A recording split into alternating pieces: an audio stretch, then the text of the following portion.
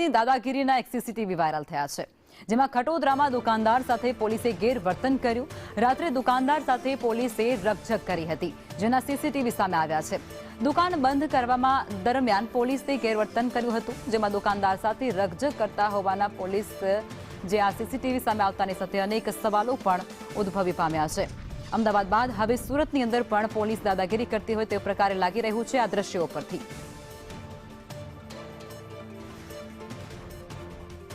સુરતમાં ઉમરા પોલીસનો દાદાગીરી કરતો એક વિડીયો છે તે વાયરલ થયો છે અને વાયરલ વિડીયોના આધારે સંદેશ ન્યૂઝની ટીમ આ દુકાનદારને ત્યાં પહોંચી છે, જ્યાં ગાડી આક્ષેપ મૂકવામાં આવ્યો છે કે પોલીસ દ્વારા તેને ઢોર માર મારવામાં આવ્યો છે. ત્યારે આ દુકાનદાર સાથે આપણે વાત કરવાના પ્રયાસ કરીશું. ભાઈ, क्या हुआ था उस दिन? कौन आया था? किस तरह से मगजमारी हुई थी? वो बोले थे कि 11 बजे बंद कर देने का सर.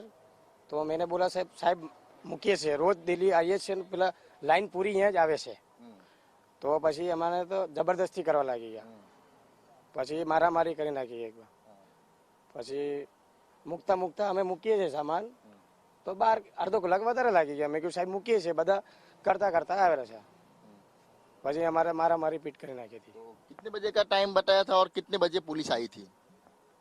ये तो आए उसी टाइम आए थे, फिर बाद में बोला 11 बजे बंद कर देना कल से. फिर बाद में आए, फिर बाद में बोला कल से 11 बजे बंद कर देना. तो 11 बज गया था समथिंग.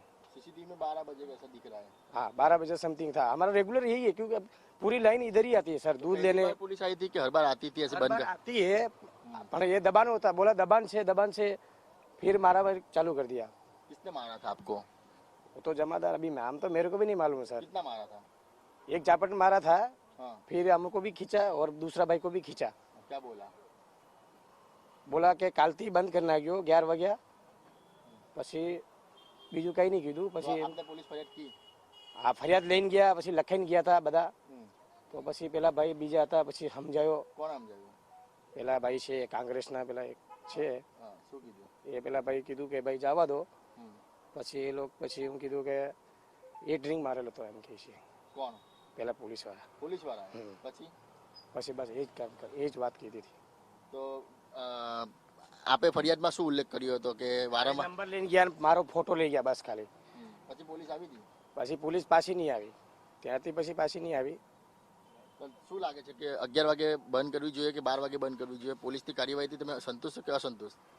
અમે તો અસંતોષ જ છે સાહેબ, પણ અમારે તો શું છે, લાઈન છે બાજુમાં, તો પછી અમારે ચાલુ રાખીએ. દૂધ માટે વિચારીએ કે અમે ચલો ભાઈ સારું 12 વાગ્યા સુધી ચાલુ રાખીએ. રેગ્યુલર અમારે તો છે જ કે કોઈ દિવસ મગજમારી નહીં થઈ. પણ કેટલા પોલીસ વાળા આવ્યા હતા? એમ તો 2 ગાડી આવી હતી, પછી એક ગાડી બીજી આવી હતી. બિલકુલ આ દુકાન છે, આ દુકાનદારને માર મારવામાં આવ્યો હતો. જે પોલીસે કહ્યું હતું કે સમયસર દુકાન બંધ કરી દે, પરંતુ 12 વાગ્યાથી ઉપરનો સમય થઈ ગયો હતો, જેને લઈને બંને વચ્ચે ઉગ્ર બોલાચાલી થઈ હતી અને પોલીસે બળ પ્રયોગ આપ્યો હતો. અને ત્યારબાદ આ દુકાનદારે છે તે સોશિયલ મીડિયામાં આ જે વિડીયો છે તે વાયરલ કર્યો હતો અને કાર્યવાહીની માંગ કરી રહી છે. હાલ તો જે ઉમરા પોલીસ છે તે આ વિડીયોના આધારે તપાસ હાથ ધરી રહી છે કે ખરેખર વાંક કોનો છે. કેમેરા પર્સન ભૂષણ ચૌધરી સાથે મનીષ પરમાર, સંદેશ ન્યૂઝ, સુરત.